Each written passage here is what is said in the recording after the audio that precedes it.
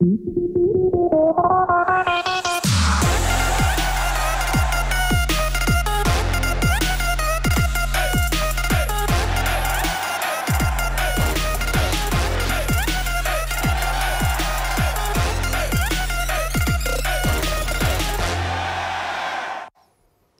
evening and welcome to Week 9 of Hoops Friday Night. I'm Dave Ciseski.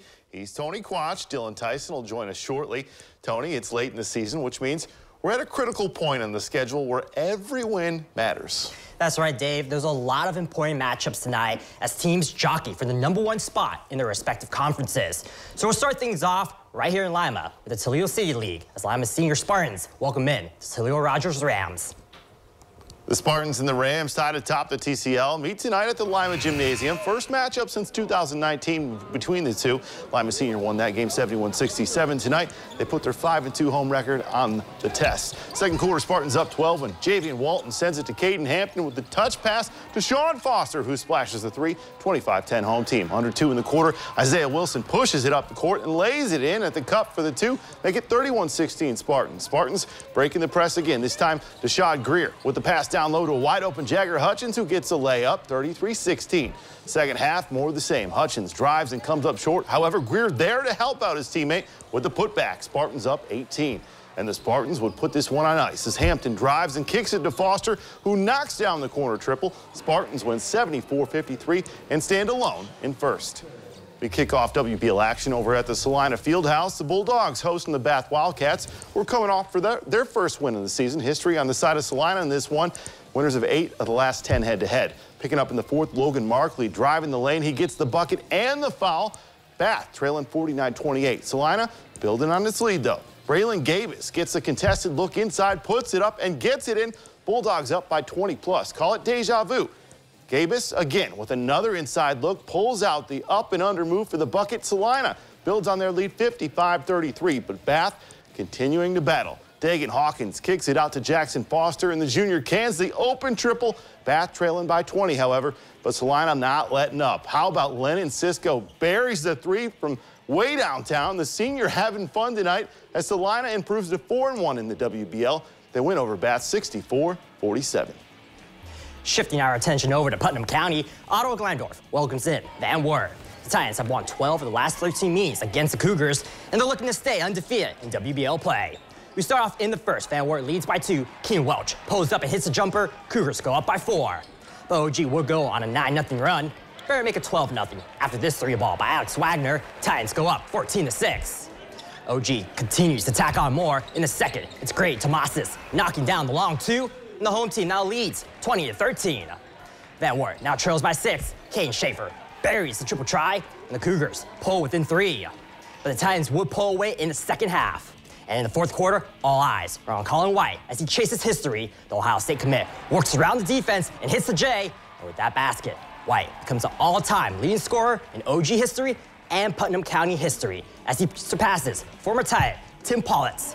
White now sits at the top with 1,696 career points. Congratulations, Colin, as he and the Titans take this game 73-44. And we'll now send it over to Dylan Tyson for the rest of WBL action.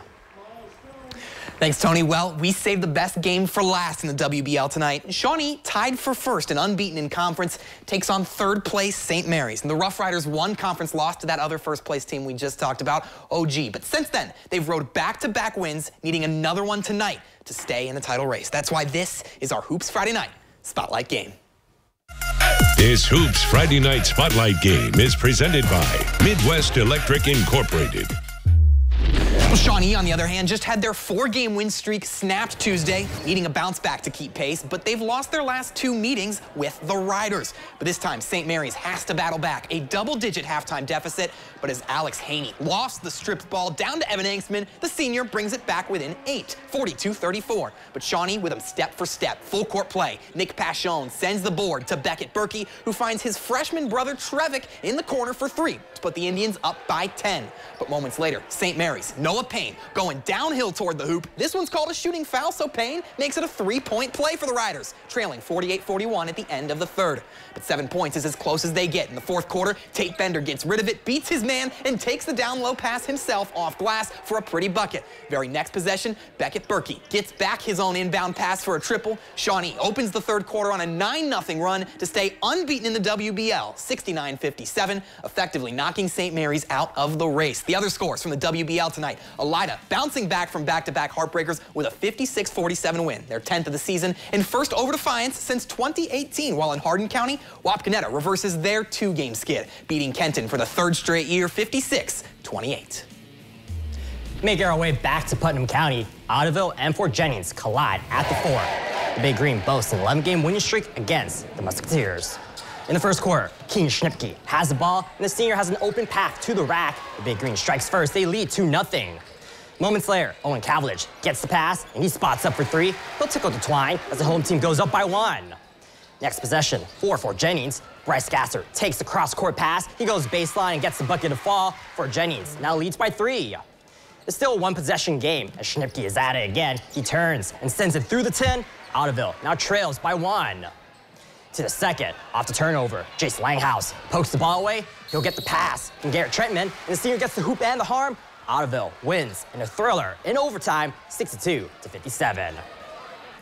We need to take our first break on Hoops Friday night. When we come back, catch highlights for the Mighty Mac as Parkway looks to keep pace with Coldwater for the league crown. We turn our attention now to the Mercer County from MAC Showdown with a lot of buzz. The 10-3 Coldwater Cavaliers host the 9-4 Parkway Panthers. The series split in the last 4. However, the previous 17 meetings all go into the Cavs. But so far this season, the Panthers have certainly shown they can get it done from the friendly confines with a 5-1 record. How about the top 2 defensive-rated teams in the MAC meeting at the Palace tonight? Both teams giving up a stingy 44 points a game to their opponents. Cavs, though, coming to play with a perfect 4-0 conference record. Parkway getting it started early. Trent Raleigh gets the 3-point look there and gets it to fall. They're up 3-0 into the second quarter. Cavs feed it inside. It's going to be to Owen Kunk. He makes the nice reverse finish. Cavs lead 12-7. Coldwater continues to play in the paint. This time it's Luke Schwieterman. He gets the left-handed baby hook to go. Cavs up 16-13. The Panthers fighting back. Transition pass is going to go to Caden Berry. He pulls up from mid-range and sinks it. Parkway trails by just 1. Coldwater with some great passing tonight, though. This time it's Cody Depwet to Schwieterman. He's got nothing but net from the corner. Coldwater stays perfect in the MAC as they win 58-42.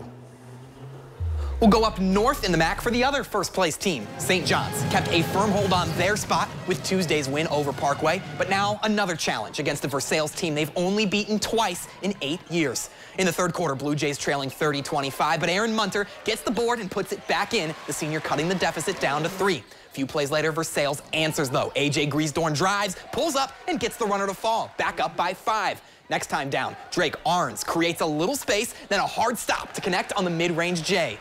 St. John's down by 6, but sophomore Cameron Elwer pulls the trigger from 3 and splash to get back within 3, and he's not done. Loose ball in the paint gets kicked out to Elwer, and his triple helps St. John's pull ahead and survive in a close one, 49-47 over Versailles. Which means if there's one team who will challenge Coldwater or St. John's for first place, it'll be St. Henry. The Redskins survive overtime with New Bremen, 67-64, improving to 5-1 in MACtion. Meanwhile, Minster's now won 5 in a row to get all the way back to 8-6, 74-45 tonight at New Knoxville. And Marion Local has now won each of the last 7 meetings with Fort Recovery. Flyers back in the win column, 63-37. We'll go over to the NWC for the top conference defense, Spencerville. They're putting their perfect conference record and 6-game win streak on the line, hosting a 7-win Columbus Grove team that's coming off a loss. And the Bulldogs playing early with a chip on their shoulder. Kyle Hopkins down low for Trenton Barraza, sizing up his man and muscling to the hoop. They've got a 5-point lead, 9-4. And then, after the Bearcats tie it back up, Grove answers with a triple. This time, it's Landon Best for the straightaway 3, 12-9. But that's a wake-up call for Spencerville. Will Sensabaugh takes this one downhill, hand on the ball, but he powers through with determination, giving the Bearcats their first lead. Then, with just seconds left in the quarter, Evan Osting chucks up a loose ball from long range and buries for 3 at the buzzer. 16-12 Spencerville, and they never looked back. As in the second quarter, Carter Orr's triple try gives the Bearcats their first double-digit lead. They win their 4th straight meeting meeting with CG. Tonight, 64-46, continuing their chase of first-place Bluffton. First place Pirates clashing with the Lincoln View Lancers at the barn tonight. Pirates on a 10-game win streak, but Panda and the Lancers hungry for a win. Second quarter, Bluffton up 6, and off the miss, Landon Worcester with the board. And then another miss, but gets his own board and puts it back up there with the floater, 22-14 Bluffton. Later in the quarter, Bluffton up 8 as Bean Ginther finds John Paul Yoder with the lay-in. Lead pushed to 10. Down 10, though, the Lancers battling. As Creston Toe with the drive and dish to Steven Smith, who gets the bucket in the paint. Home team down 24-16. And later in the quarter, Cal Evans passes to Bennett Kill, who hits the smooth jumper in the corner. Lancers down 32-23, but Bluffton pulls away as Bean Ginther passes down to Yoder, who goes off glass. Pirates win 75-59. Sticking in Van Wert County, the Crestview Knights welcome in the Jefferson Wildcats. Both programs are looking to extend their winning streak to 3 straight. In the first quarter, Elijah Petty gets his team on the board. He sinks the 3-ball, and Jefferson goes up 3-2. Down the court, Ren Sheets gets the loose ball and the putback. Crestview now leads 7-3. Jefferson has possession. Kellen Carter bounces it to Carter Agner, and the junior goes off the window. Jeff Cats are now down 10-7. But Crestview is trying to pull away. Sheets gets the pass, and the junior continues to work in the paint. He'll get the ball to fall, and the Knights go up by 4. And they continue to tack on more. Braxton Leaf comes away with the rock and cashes in. Crestview wins this one, 52-37. Allen East collides with Lipsick. Two teams attempt to get back into the win column and over the 500 mark. The Mustangs have won the only 2 games against the Vikings in this decade. In the second quarter, Deacon Jones gets the pass, and the sophomore splashes home the 3-ball. Allen East goes up 22-10. Just seconds later, Ty Lammers launches it over to Jace Breck, and the junior lays it up and in. Vikings pull within 10. Down the court, Logan Helser takes the inbound pass and sends it through the net. Mustangs now lead by 12. But Lipsick continues to fight back as Breck hits the corner 3 right in front of us. The Vikings pull within 6. But the Mustangs have an immediate response for that. Ethan Young from beyond the arc, nothing but net for the junior. Allen East beats Lipsick 63-48. Well, we still got plenty of good games to bring you, including some NWCC action as Perry and Corey Rawson battle it out for conference positioning. And the Temple Christian Pioneers have their hands full tonight against the tough USV squad. Catch the highlights when Hoops Friday Night continues after the break. Welcome back. Corey Rawson and Perry enter tonight only half a game out of first place in the Northwest Central Conference. Despite being this Corey Rawson's first season in the NWCC, both teams do have history with each other. And speaking of history, well, it hasn't been kind against the Corey Rawson Hornets, as Perry has won 10 consecutive meetings dating back to 2014. We'll start off in the first quarter. Marcus Hill starts the game off with this trifecta. Perry takes an early 3-0 lead. A few seconds later, Preston Stump responds for his team. He'll knock down this J as the Hornets pull within 1. Down the court, Samir Daniel connects for another Commodore 3, and just like that, Perry leads by 4. Moments later, Stump drives and he'll drain another jumper that pulls the home team back within a pair. Now it's Wilson Garmotter spying up and draining the tray. Corey Rawson takes this one, 52-35. Our last NWCC matchup over at the Covered Wagon. The Pioneers hosting the conference's top team in the USV Rams. Rams on a 4-game win streak and have won 9 of the last 10 head-to-head in this matchup. First quarter, no score, and the Rams change that as Maddox Underwood pulls up and hits a 3 in your living room. Splashes it in, 3-0 USV. Moving ahead, up 5, Alex Sanders takes the pass and drives the lane, hitting the finger roll, now 7-0 USV. Under 3 to go in the first, and Pioneers finally get on the board as Malachi Minky sends it to Isaiah Kaiser, who forced to fade away there, but it goes in. Lead cut to 5. Later in the first, Alex Patrick drives baseline and kicks it out to a wide-open Andrew Kindle, who splashes it home. Lead now at 10. Second quarter, home team down 15 when Hewitt Wright hits the short hook in the paint. But the Rams too much tonight as Kindle's going to bury another triple. USV wins 67-34. 2 more games to get to in the NWCC as the Ridgemont Golden Gophers pick up victory number 10 in the season with a 72-44 win over Hardin Northern. And the WG Tigers win a close one over Elgin, 61-57, to pick up their second conference victory.